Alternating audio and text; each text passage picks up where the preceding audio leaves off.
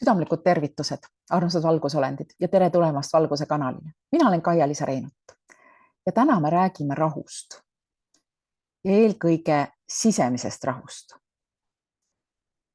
Ja tänane soovitus võib-olla ja meeldetuletus on see, et muuda oma sisemine rahu oma suurimaks prioriteediks täna. Ja niimoodi iga päev. See tähendab, et on vaja astuda tagasi ja eemale ja eemalduda armastusega nendest inimestest, kes räägivad taga, kes vaidlevad või tõmbavad sind energiast tühjaks oma olekuga, oma vaadetega, oma sõnade ja tegudega ja energiaga.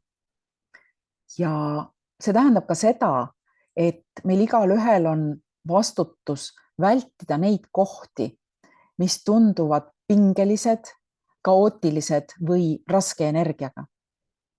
See tähendab ka kaitsta oma ennast, teha nii-öelda endale kaitse ümber, kaitsta oma meelt, oma südant, oma hinge, oma vaimu. Ja see tähendab, et me peame valima väga hoolikalt, kellega me ennast ümbritseme. Me peame valima väga hoolikalt, kellega me veedame aega ja ka seda, kelle telefonikõnesid või sõnumeid me vastu võtame, ükskõik kas sotsiaalmeedia kaudu või siis telefoni kaudu või siis televiisori kaudu, vahet ei ole, sest kõik on sõnum, mis meile nii-öelda igalt poolt tuleb, kaasa arvatud, ma ei tea, välimeedia, mida sa autoga sõites või bussiga sõites tänava kõrval vaatad ja loed.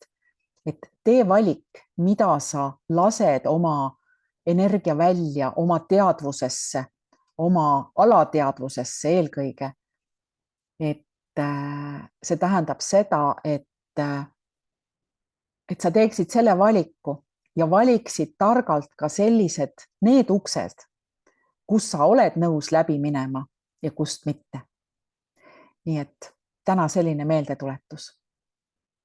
Pane omaenda sisemine rahu esikohale, sest kui sina oled sisemises rahus ja oled oma väega teinud valiku, kellega koos olla, kelle seltskonnas viibida, millises ruumis viibida, millist muusikat kuulata, millist sõnumit vastu võtta, siis sina oled nii-öelda väga tugevalt loonud endale juba väga võimsa tuleviku, sest kõik see, mis on sinu sees, kiirgub väljapoole ja tõmbab ligi just selle kogemuse, mis sinu sees on, ehk siis milline energia.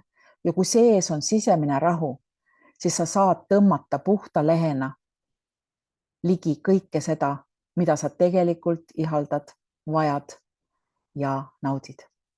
Nii et selline sõnum ja kohtumiseni juba homme Valguse kanalil. Kohtumiseni!